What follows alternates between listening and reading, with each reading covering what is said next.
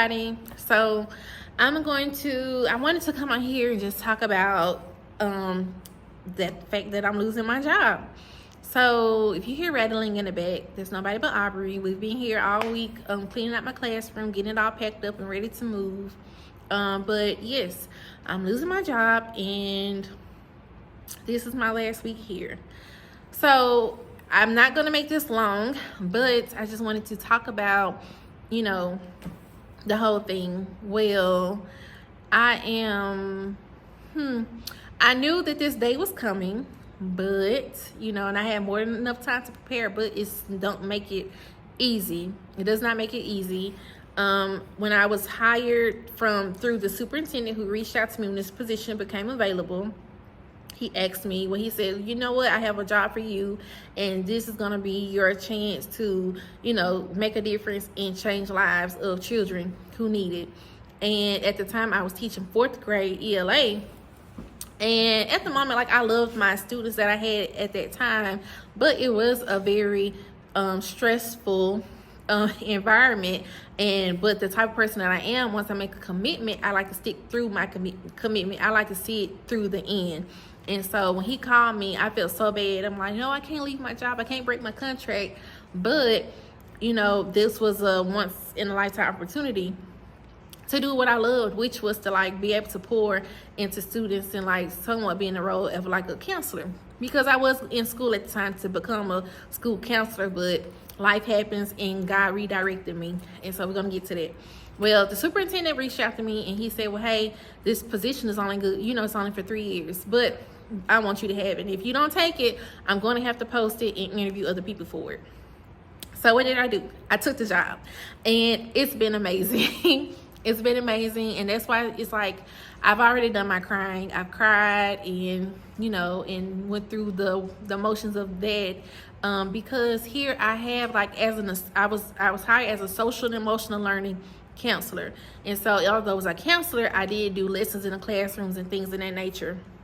And so I taught students how to have self-control. I taught students time management, self-awareness, how to cope through stress, how to cope through anxiety, how to set goals, how to handle and deal with conflict, which I deal with a lot of that. When you're dealing with middle school girls, there's a lot of conflict and there's a lot of drama. But I love the fact that I was put in the position to where when I have 2 girls who are having confrontation, we come in a room and we talk about it and I let them get it out.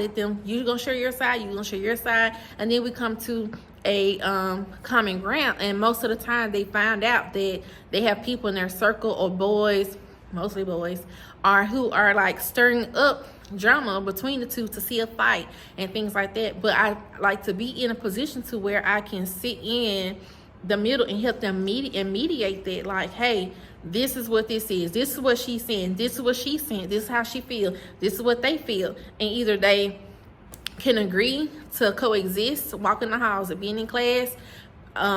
Okay, we're not best friends. I still don't like you, but we don't want to fight.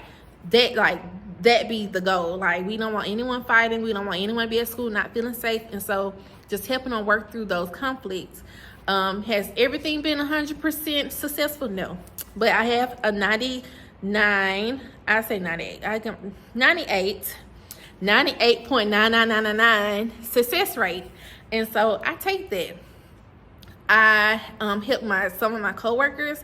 We have worked through dealing with stress and dealing with anxiety and things like that. Teaching our kids how to have their self-control. We have a lot of students that I'm learning who are carrying the weight of their parents and things that are outside their control. And when they are focused on things that they have no control over, it affects the classroom. So when you have a kid who is in 7th grade, he's only 12 or 13, and he's up here stressed out about how my mom's gonna pay the water bill. Yes, you're worried how you're going to take your next bath and things like that, but that is something outside of your control. You're not old enough to get a job. That is for your mom to figure out. It is for, and so just teaching them how to cope through that, because they do worry. They do have those concerns, and I'm not the type of person that just negate, how a person is feeling, but just kind of helping them work through that. And so I've loved the work that I've done here. I'm going to miss my coworkers. I'm going to miss those talks with my coworkers. I'm just going to miss it all. But I feel that I have grown a lot these past couple years here. I have learned a lot. Like I said earlier, I wasn't schooled to be school counselor, but I know now that it's not something I want to do, dealing with state tests and the numbers and schedules and all that good stuff. So thank God that the state curriculum had changed. Well, the school that I was going to, they went from school counseling to like a continuing counseling education type deal, to be K-CREP, something that the school did or whatever. But it ended up working out in my favor, because in order for me to finish, I would have to drive an hour, and at the time I was pregnant, near finna have a baby, and I could not just make that commitment to drive on Saturdays to go to class. And so I made the switch because my license were getting ready to expire in the summer of 23. And so let me just go ahead and get my 5-year license. So that's the last thing I have to worry about. But during that program, I'm like, might as well finish and get my master's. And so now I have that. Now I'm going to work towards becoming an administrator, or if not an administrator, in some capacity, like an academic coordinator. I'm praying that at some point the state can catch up with other states and take SEL very serious. It is very necessary. It's very needed. When I interviewed at my new school, I already have a new job lined up. I will be a 6th grade ELA teacher next school year. So, and my baby be at the school with me. And it's not a long drive. It won't be that long of a drive. But I am, when they interviewed me, and I told them, and I said, well, you know what, me seeing the need of SEL and how impactful it is if it's done correctly, and if the teacher have a passion for it, or having a passion for wanting the best for their students, or getting to know their students and getting their students to build their confidence for these tests, because that's why a lot of students fail, because they second guess, they don't think they're good enough, they don't think that they're smart enough. So a lot of them do not even try, because they get on there and it looks French to them, and they just shut down and they don't try. And so, but when you can build their confidence and build them up, the more likely they'll do what they need to do. They'll handle their business for you in the classroom and outside the classroom. And so I told them that. I told them my ideas, and they were for it. And so that's what it's going to be next year. We're going to do SEL in my classroom. I hope that other schools can get on board. I hope that at some point I can possibly do some consulting work, come in and help other teachers get SEL implemented in their classrooms, where it's not so scripted, but make it personal. To make it personal. And it's even better when you can start at as young as pre-K, doing some SEL in the classroom, or like camps and things like that. I'm trying to get myself in position for the next stage. I feel that I would make a great change maker down the line, and I'm just following the direction God is putting me on. He's putting me on these paths, and I'm just walking the paths He put me on, and just being patient and staying faithful. But yes, I'm gonna miss my job. I cried so much today that when they called me back and hired me, because she told me of the things that my references said about me, and that there says a lot. Like I made my mark here, and that's all I wanted to do, was to come here, do my job, make a difference, get some kids on the right path, and then go on to the next assignment. And the things that they spoke of me it just filled my heart. And then at the same time, it broke my heart, because I have to leave and I have to go to the next stage. And so I'm not gonna cry, but I'm excited. Like I said, I'll be closer to home. It won't be such a long drive. I'm okay with I'm okay with my next assignment, but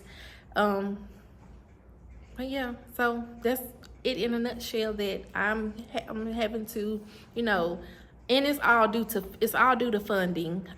It's not because I got in trouble. even though this is the first job I love it here, but they wrote me up here. I got in trouble, I got wrote up, but it was all good. It's all good. But I just, you know, it's breaking my heart, you know, but it was the funding. They lost the funding that, you know, because they had 4 of us. No, I want to say 5 of us. It was one. I'm at the high school. There was the elementary, and there was 3 over at the other campus, and we all kind of, you know, worked together and collaborated and things like that. We were trying to tackle this vaping thing. That's gonna be another task in itself for whoever comes behind me, but the funding was an issue. Not that I hated it here, it's not because I was fired or anything like that, but it's strictly just due to funding. And I'm driving pretty far with my kids, because I like to have my kids as close as I can. Being far away, not having like family and, you know, like people to call on in case of emergencies, but we make it work. But if you, any of my East people watching this, like, I love y'all. I've learned a lot from y'all. I know people say, hey, we're gonna stay in touch, but you know, if we don't stay in touch, I'm not gonna hold it to your heart, because everyone here that I've encountered has a great heart, like has a big heart and a loving heart and a caring heart, and I know that and I understand that, and you know, life happens. And so, but yeah, so just be ready for my adventures as going back into being a teacher. And with that being said, I need y'all to let me know, like, I need some teacher t-shirts. I need teacher t-shirts. I need the teacher backpack. I need a teacher, like, I need classroom stuff. Like, I need to get back into that. Like, I think I threw away everything, but if you know somebody that make teacher shirts, let me know. Like, I want the cute sweaters that have the embroidered, you know, embroidery teacher, and, you know, like patches. I want some teacher patches, you know, like send them my way, you know, let me, like, tag them, send them, give me them, you know. But just be prepared to follow along with me through this teacher journey that I'm headed back to, and it's gonna be fun, it's gonna be great.